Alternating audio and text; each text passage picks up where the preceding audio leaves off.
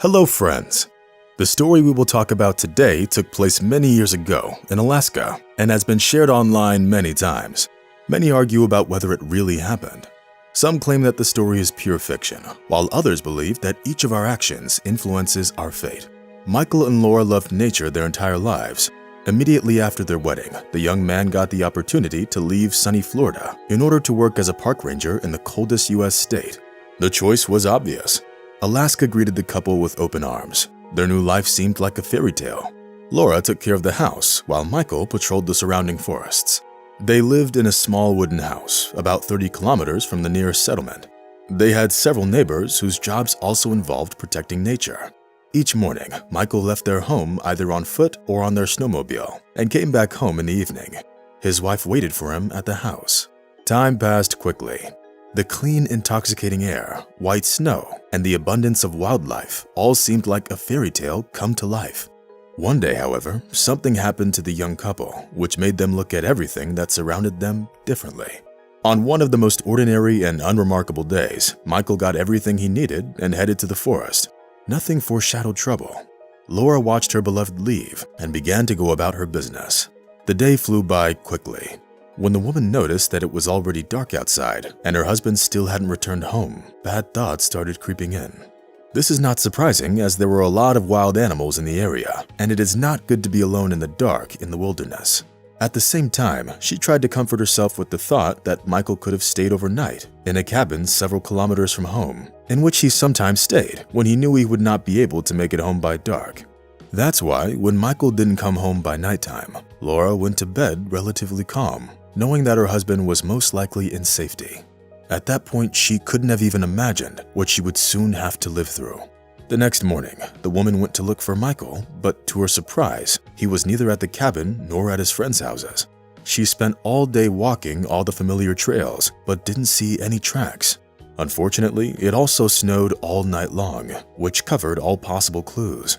When she returned home in the evening, she did not see any lights in the windows, which could only mean one thing: Michael did not return home. It was the second night since he had disappeared, and Laura understood that he was most likely in trouble. She called the settlement and conveyed her fears in a trembling voice.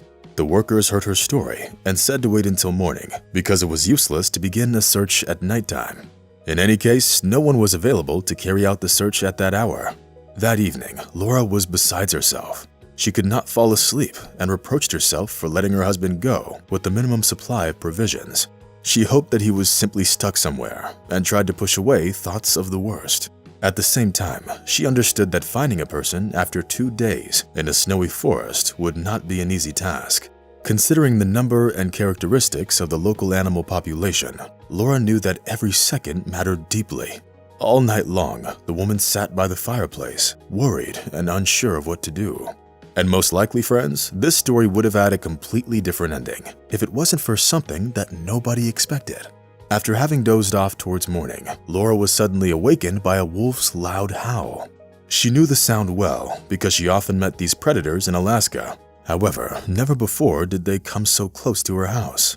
On that day, the howl was right outside her window, which the woman found very alarming. Not only did Michael disappear, but the wolves began coming up to people. All this could only mean one thing: something terrible was happening. The howling did not subside.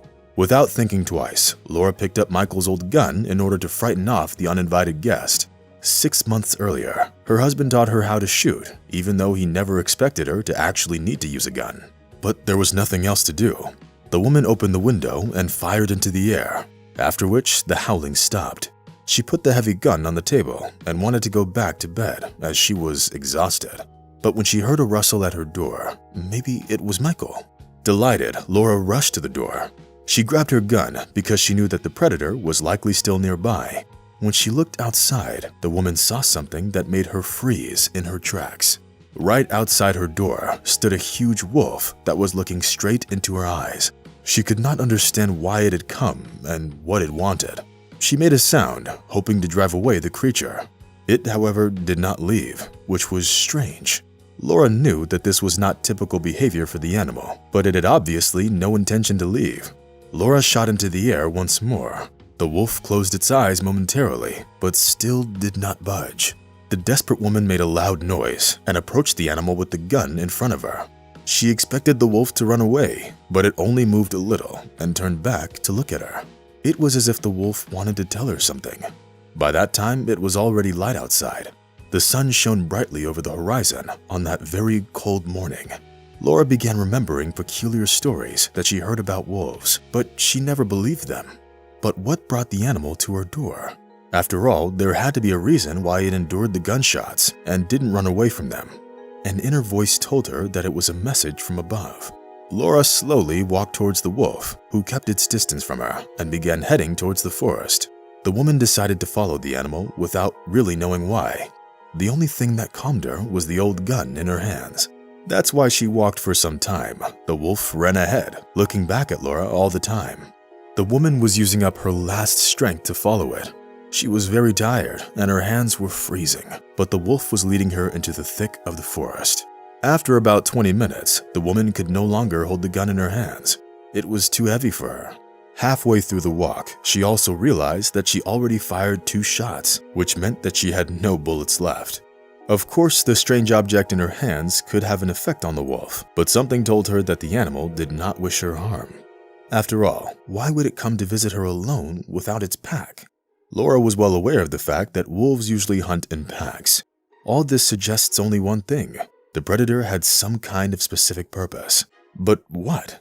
At that point, she could not even imagine where the wolf was taking her. The wolf moved along hidden paths, and Laura could hardly keep up. Sometimes it disappeared from her field of vision and then reappeared again. The animal kept looking back at Laura. They walked in such a manner for several kilometers. The woman had absolutely no energy left, but when they came to a small clearing, she could not believe her eyes. In the distance, she saw the silhouette of a snowmobile on which Michael had left a few days prior. All the signs pointed to him being close by, so Laura ran towards the snowmobile as fast as she could. When she approached the machine, she heard screams and groans. It was the voice of her beloved. At first, she couldn't make out where it was coming from. However, when she came a little closer to a cliff, she saw her husband. As it turned out, Michael stumbled and simply slipped on ice and fell into a small gorge. He could not get out of there by himself and needed medical attention. But most importantly, Laura understood that her husband was still alive. In a trembling voice, through her tears, Laura told Michael to hold on. She thought that she wouldn't need to leave him. Michael, however, told her that he still had energy and that she should leave him to call for help. Laura took the snowmobile, and an hour later, she reached the settlement. Several people set out to help Michael. 2 hours later, they lifted him out of the gorge with the help of ropes. He was then airlifted to the hospital. That evening, Michael found himself in safety. It turned out that both of his legs were broken, as were his ribs because of the height of the fall. None of this mattered, however. What mattered was that his life was no longer in danger. After 3 weeks, Michael was discharged from the hospital and returned home. After 2 months, he was able to walk normally. But the most amazing thing still awaited the couple. When Michael came home, Laura told him the story of his rescue and who helped her find him. Of course, Michael did not believe her at first. Things like that just didn't happen, despite the incredible stories one hears about wolves. But after thinking about it some more, he decided to share with Laura an incident that took place a few weeks before his accident. Michael found an emaciated and freezing wolf cub on the road and decided to help the baby. He picked it up and followed the fresh wolf tracks to bring the cub to a wolf den, which he saw nearby. When driving away, he caught a glimpse of a huge wolf behind a tree who followed him with its eyes. At that point, he had no idea that the wolf would soon repay him for his kindness. By the way, we don't know for certain that this was the same wolf. Maybe it was just a coincidence. We also don't know whether this story really did take place. Experts, however, say that wild animals are capable of such things and much more. Oftentimes, we simply underestimate them, thinking that they are incapable of such deeds. It just so happened that, in this case, a wolf saved the life of a person and thanked him for the rescue of her own baby. Friends, here is an incredible story. What do you think? Did it really happen? Or did it not? Share your opinions in the comments. See you soon. Bye.